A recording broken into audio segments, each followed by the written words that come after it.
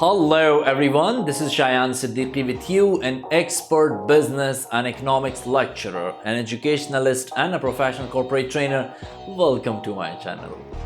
In this lecture, I'm going to discuss with you laissez-faire leadership style. The lecture is going to be in Urdu language. If you want to watch the same lecture in English language, just click on this link. This link will lead you to my English language lecture for the same topic, laissez-faire leadership style. So without further delay, here we go.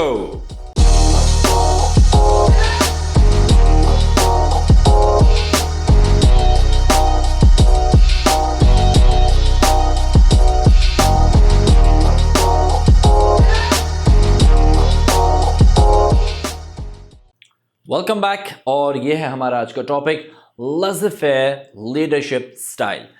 इसको लिखा तो लजीज fair जाता है, आखिर का Z जो है वो साइलेंट है, तो इसको laissez-faire लीडरशिप स्टाइल कहा जाता है। ये थर्ड लीडरशिप स्टाइल है जो मोस्ट पॉपुलर लीडरशिप स्टाइल है। इसमें होता क्या है basically, let's look. Late them do policy अपनाई जाती है लीडर की तरफ से। लेट देम डू का मतलब क्या है? करने दो यार, इनको करने दो, मुझे तो रिजल्ट चाहिए, मुझे तो ये काम हुआ। जैसे हम कभी गाड़ी का काम करवाने जाते हैं फॉर एग्जांपल, तो मैं कहता हूँ यार आप मैकेनिक को हम क्या कहते हैं, यार आप जाने सर, आपका काम जाने, मुझे तो ये सही चाहिए।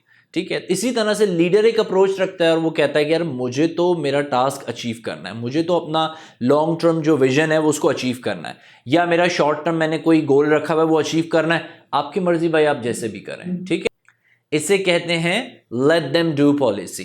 दे allow subordinates to make their own decisions and complete the task in their own way और in whatever the way they want. Getting my point?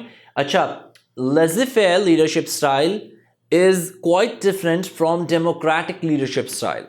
Democratic leadership style जो मैंने इससे पहले लेक्चर दिया था, अगर आपने मेरा डेमोक्रेटिक लीडरशिप स्टाइल का लेक्चर नहीं देखा है तो ये मैं लिंक दे देता हूँ, डिस्क्रिप्शन में भी है, जाके देखें। ये पूरी सीरीज है, autocratic, democratic, laissez-faire, paternalistic leadership style and 360 degree leadership style. इसकी पूरी मैं एक सीरीज बना रहा हूँ। ठीक है, अच्छा, वहां पे डेमोक्रेटिक में बेसिकली क्या होता है कि वो मशवरा करता है लीडर, ठीक है, लेकिन आपको आपकी मर्जी से काम नहीं करने देगा।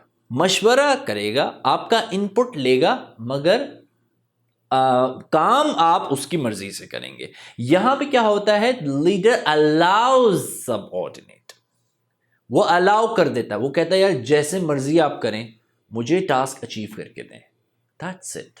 ये है laissez-faire लीडरशिप स्टाइल।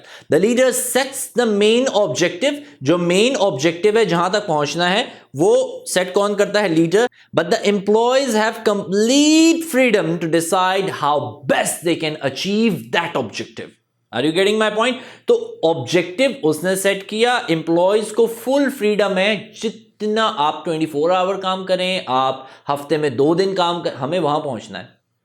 एक मैं मिसाल दे रहा हूं, ऐसा नहीं होता या आप इस तरह से करें, इस तरह से करें, आप ऑनलाइन करें, आप भाई हमें वहां पहुंचना है। किसी स्कूल ने फॉर एग्जांपल एक टारगेट रख लिया कि यार इस साल हमारे स्टूडेंट्स ने ए लेना है, बस लेना है, मुझे नहीं पता, भाई टीचर्स को फुल फ्रीडम दे दें, आप वो जैसे भी करें, मुझे तो ए चाहिए, मुझे तो 3 एज चाहिए ही चाहिए अपने 10 बच्चों में से फॉर एग्जांपल।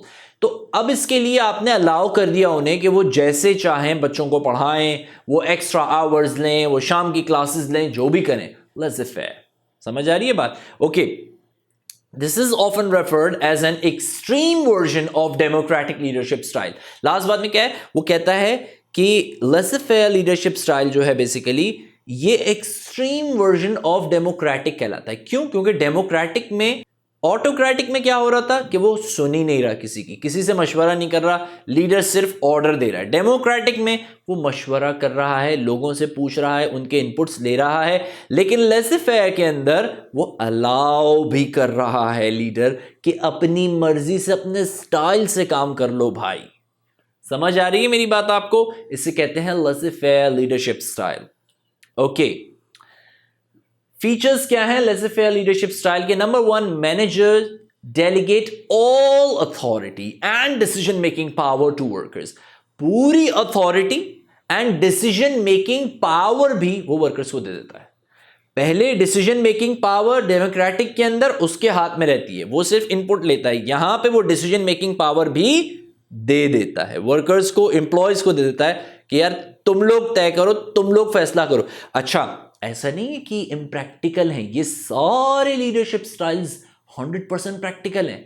और एक लीडर में तरह तरह की लीडरशिप स्टाइल्स होने चाहिए, रिजिड नहीं होना चाहिए। वो इसकी ट्रेनिंग्स होती हैं, वो फिर हम बाद में आएंगे उसके ऊपर।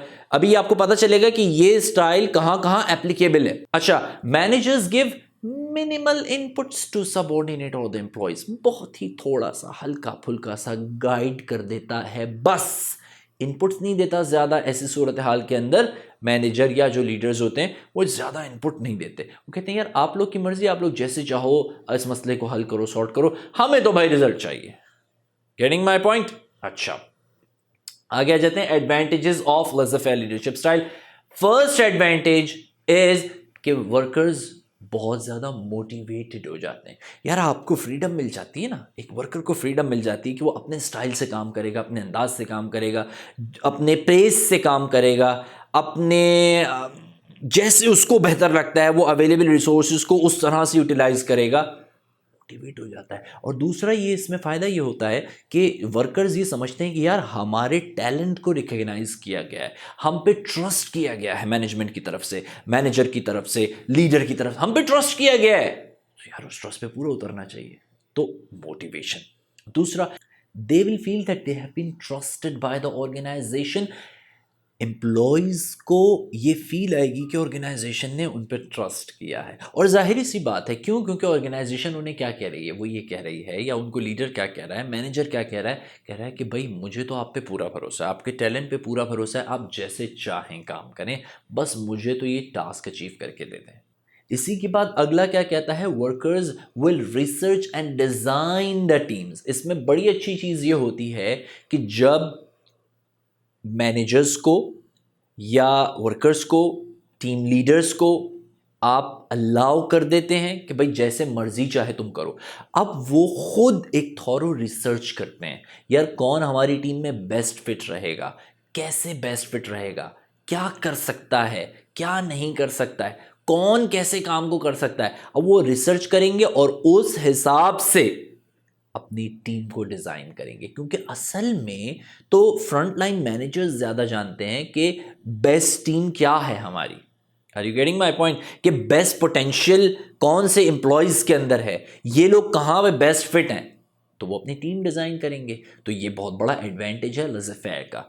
They will have a feel that they have a control over the work.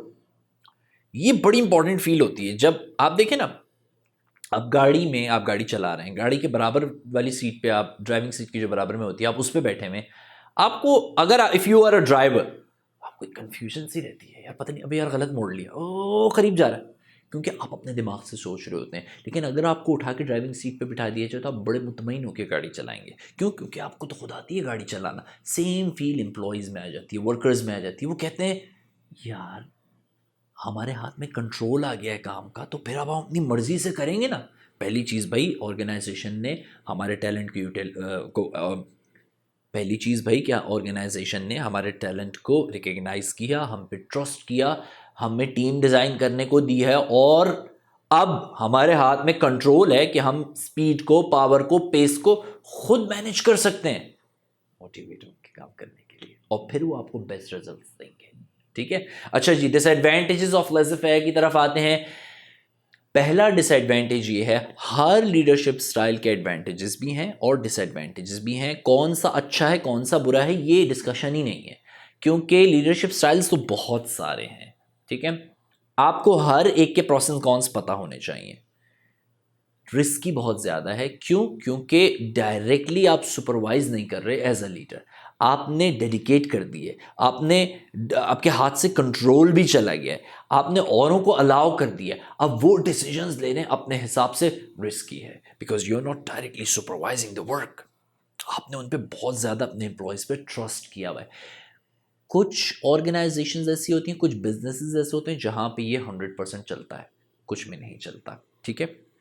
कोई decision making can not take place obviously. अब आपको इमीडिएटली डिसीजंस लेने आप नहीं ले सकते, क्योंकि आपने तो ऑलरेडी सबको डिसीजन लेना, या स्पेसिफिक नंबर ऑफ एम्प्लॉयज़ को, या फ्रंटलाइन मैनेजर्स को, या सेकंड हायरार्किकल लेवल के अंदर जो मैनेजर्स आते हैं आपने उनको, मिडिल मैनेजर्स को आपने डिसीजन मेकिंग पावर दी हुई है। तो अब इतना आसान नहीं है आपके लिए किसी मसले के अंदर घुसना और वहां घुस के जो है वो डिसीजंस को लेना।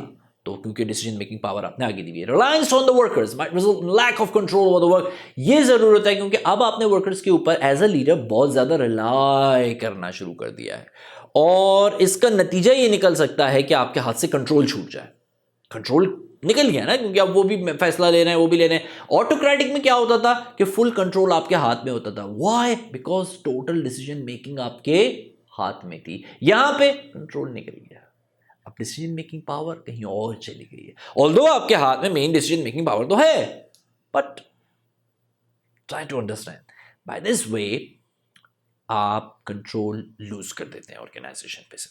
ठीक है, अच्छा जी, मूव करते हैं appropriateness of laser-fair leadership style.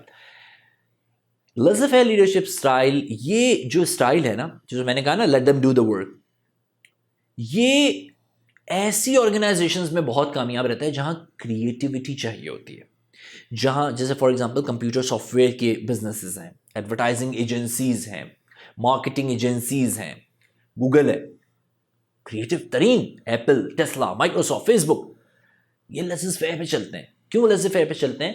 क्योंकि यहाँ पे वर्कर्स को फ्रीडम होती है। लाओ अपने अपने अपने प्रोजेक्ट्स लाओ, कैसे करना चाहते हो काम को हमें बताओ, कैसे करना चाहते हो, ओके ठीक है करो, डू गो। इतनी बड़ी ऑर्गेनाइजेशंस हैं, हर जगह पे तो कोई घुस नहीं सकता, तो डिपार्टमेंटल वाइज फुल फ्रीडम होती है। आउटपुट देना होता है इनको, ठीक है, उनकी KPIs सारी कैलकुलेटेड होती हैं, व्हाटएवर इट इज, लेकिन उनको आउटपुट देना होता है बेसिकली, कि रिजल्ट ओरिएंटेड काम होता है। यार ये टास्क अचीव करना है, हाउएवर यू डू, आप पूरी रात बैठे, पूरा दिन बैठे, वी डोंट केयर, हमें तो चाहिए। टेस्ला जैसी ऑर्गेनाइजेशन जो है, वो एलॉन मस्क की अगर आप केस स्टडीज को पढ़ेंगे आप हैरान हो जाएंगे कि वो कैसे वो फुल फ्रीडम देता है। वो कहता है जी मुझे तो ये काम है और ये काम इस मसले का सॉल्यूशन चाहिए। अगर आप सॉल्यूशन नहीं निकाल सकते तो फिर आप इस जॉब के लिए नहीं है, ठीक है, क्योंकि मुझे तो ऐसे ही माइंड चाहिए, ऐसे ही दिमाग चाहिए जो सॉल्यूशन निकालें, मसले का हल निकालें। Are you getting my point? So ऐसी ऑर्गेनाइजेशन, मार्केटिंग के अंदर, मार्केटिंग वगैरह की जो बिजनेसेस होते हैं या एडवर्टाइजिंग एजेंसीज होती है, एडवर्टाइजमेंट एजेंसीज होती हैं, बड़ी क्रिएटिविटी चाहिए होती है। तो इधर भी लेज़र-फेयर बहुत ज़्यादा एप्लीकेबल लीडरशिप स्टाइल है, ठीक है। यहाँ पे आप ज़्यादा ऑटोक्रेटिक नहीं हो सकते, आपको अलाउ करना पड़ता है, ठीक है, तुम लोग डिसीजन लो, ठीक है। ये था मेरा आज का लेज़र-फेयर लीडरशिप स्टाइल का लेक्चर। उम्मीद करता हूँ कि आपको आज का ये लेज़र-फेयर लीडरशिप स्टाइल का लेक्चर पसंद आया होगा और समझ भी आ गया होगा। अगर आपने मेरे चैनल को अब तक सब्सक्राइब नहीं किया है, बड़ा मेहरबानी कर दें, और अगर ऑलरेडी सब्सक्राइब कर चुके हैं बहुत शुक्रिया, मगर दूसरों तक मेरे इस चैनल को पहुँचा दें ताकि उनका भी मेरे लेक्चर से फ़ायदा हो। वीडियो देखने के लिए बहुत बहुत शुक्रिया।